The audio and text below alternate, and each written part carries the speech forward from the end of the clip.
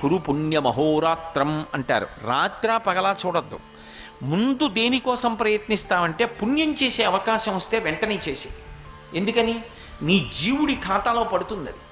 అందుకని పుణ్యం చేసుకోవాలి, పాపం చేయకుండా ఉండాలి. ఈ రెండూ కావాలి. ఇప్పుడు 7, 7, 2 14, 2 16. ఈ 16 క్రమంలో అడగాలి భగవంతుడు. ఈ క్రమంలో అడగడం అసలు దీని యొక్క వైశిష్ట్యం మనకి తెలుస్తుందా? నేను చాలా సంగ్రహంగా చెప్పాను నేను మీకు ఈ 16 గురించి. కానీ ఈ 16 అడగడం మనకి రాదు. ఇవి ఎలా అడగాలో ఏమిటో గుర్తుండవు, ఏం చేయాలో గుర్తుండవు. దాని గురించి సరిగ్గా అవగాహన ఉండకపోతే ఏం చేయమన్నారంటే, నువ్వు ఇవేవీ చెప్పక్కర్లేదు, 16 నామాలు విఘ్నేశ్వరుడు చెప్పన్నారు. అవి ఏం చెప్పాలి? దేనితో దేనికి సంబంధం ఉంటుందో దాన్ని సాధించగలిగిన నామాన్ని గుణంగా తీసుకొచ్చి విఘ్నేశ్వరుడి నామాల్ని ఋషులే క్రోడీకరించారు. క్రోడీకరించి 16 నామాలతో ఇచ్చారు. ఇచ్చి మనందరికీ కూడా సౌలభ్యంలోకి తీసుకొచ్చారు.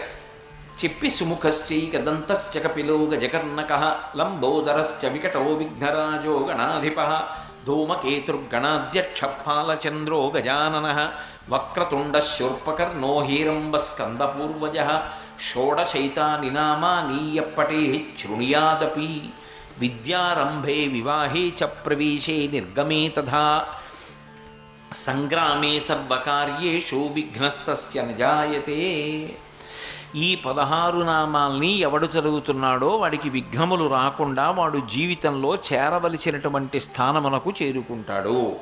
కాబట్టి మిగిలినవి చదివావా చదవలేదా నీ ఇష్టం. ఇది మాత్రం నీ కొరకు మాత్రమే కాదు, నిన్ను నమ్ముకున్న నీ కుటుంబం కోసం నువ్వు చదవాలి. నీకు చదవకడం చేత కాకపోతే కనీసం ప్రతిరోజు ఇది చదవడం వచ్చిన వాళ్ళ దగ్గరికి వెళ్ళి చదవమని నువ్వు వినాలి. అందుకు దేవాలయ వ్యవస్థ వచ్చింది. దేవాలయంలో దీంతో ప్రారంభమవుతుంది. దేవాలయంలోకి వెళ్ళి వింటారు ఒకసారి. దేవాలయంలో ఈ 16 నామాలతో ఉన్న శ్లోకాలని బోర్డు పెడతారు. ఈ స్తోత్రం ఉండాలి ప్రతి చోట, ప్రతి దేవాలయంలో ఉండాలి ఈ స్తోత్రం. ఎందుకని? ఋషిప్రోక్తం అది. 16 నీకు జీవితంలో ఏవి కావాలో అవి ఆ 16 నామాలు చెప్పడం వల్ల ఇవ్వబడతాయి. హామీ ఇస్తున్నారు ఋషులు. అందుకని అవి 16 శ్లోకంగా రాయాలి. అది కూడా చదువుకోలేని వాళ్ళు ఉంటారని 16 నామాలుగా రాయాలి. రాస్తే రోజు చదువుకుంటారు. విఘ్నేశ్వరుడు అనేటటువంటి మాటలో మహానుభావుడై ఆయన యొక్క అనుగ్రహం అంత అద్భుతంగా ఉంటుంది, అంత వైభవోపేతంగా అనుగ్రహించగలిగినటువంటి వాడై ఉంటాడు. అందుకే శంకర భగవత్పాదులు అంటున్నారు, విధత్తాం శ్రియం కాపి కళ్యాణమూర్తి అన్నారు. కళ్యాణమూర్తి అంటే పరమమంగళప్రదుడై ఎప్పుడూ కూడా మనకు శుభములను మాత్రమే చేసేటటువంటి విఘ్నేశ్వరుడు ఉన్నాడే, ఆయన నమస్కారం చేసినంత మాత్రం చేత ప్రీతి చెంది అనుగ్రహిస్తాడు. అలా అనుగ్రహించేటటువంటి కళ్యాణమూర్తి విధత్తాం శ్రియం, నాకు ఈ శ్రియం అభివృద్ధిని, నాకు ఈ 16టిని ఎల్లవేళలా ఇచ్చి నన్ను కాపాడుగాక. అందుకే మీరు చూడండి, విఘ్నేశ్వరుడు గురించి ఎప్పుడు మాట్లాడినా కూడా ఒక్క విషయాన్ని మాత్రం ప్రస్తావన చేస్తారు. సదా ఈ మాట విడిచిపెట్టరు, ఎప్పుడు అన్న మాట వేస్తూ ఉంటారు. అగజానన పద్మార్కం గజానన మహర్నిశం అనేకదంతం భక్తానాం ఏకదంతముపాస్మహే అంటారు.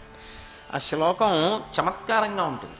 గజ గ అంటే కదలడం సంస్కృతంలో, అగ అంటే కదలనిది, గమించనిది అని. కదలనిది పర్వతం. జ అంటే పుట్టడం, పర్వతానికి పుట్టినది పర్వతరాజపుత్రి పార్వతీదేవి. అగజానన అంటే పార్వతీదేవి యొక్క ముఖము అనబడేటటువంటి పద్మానికి సూర్యుడు లాంటి వాట. సూర్యకిరణాలు పడ్డాయనుకోండి పద్మం విచ్చుకుంటుంది. ఎవరిని చూస్తే పార్వతీదేవి మురిసిపోయి విచ్చుకుంటుందట ఆవిడ ముఖం. అంటే విఘ్నేశ్వరుణ్ణి చూస్తే ఆవిడ ముఖం విచ్చుకొని ప్రసన్నురాలవుతుందట. అందుకే మీకు ఉపాసనలో చమత్కారం ఏమిటో తెలుసా? ఆవిడ ఒక్కొక్కసారి పరమశివుడికి కూడా దూరంగా ఉండి తపస్సు చేసి పరమశివుడితో కలుస్తూ ఉంటుంది. అలా కలిసినప్పుడు ఆవిడ ఎవరితో కలిసి వస్తుందంటే విఘ్నేశ్వరుడితో కలిసి వస్తుంది. శ్రీకాళహస్తిలో చమత్కారమైన క్షేత్రం. పరమశివుడి పక్కన ఉండదు అమ్మవారు జ్ఞానప్రసూనాంబ. పరమశివుడు పశ్చిమాన్ని చూస్తాడు, జ్ఞానప్రసూనాంబ తూర్పుని చూస్తూ ఉంటుంది. అమ్మవారు ఎవరితో వచ్చిందో తెలుసా? అక్కడికి విఘ్నేశ్వరుడితో వచ్చింది. అమ్మవారు విఘ్నేశ్వరుణ్ణి చూస్తే వెంటనే ప్రసన్నురాలైపోతుంది. ఆయన హేరంబ అని ఒక శబ్దం ఉంది ఆయనకి. హేరంబ అంటే 5 ఏనుగు ముఖాలతో ఉండి సింహవాహనం మీద పెడతాడు అని. మూషిక వాహన మునిజన భావన నీ పదమే శరణు, నీ పదమే శరణు. విజయ ప్రదాయక విఘ్న వినాయక నీ పదమే శరణు, నీ పదమే శరణు.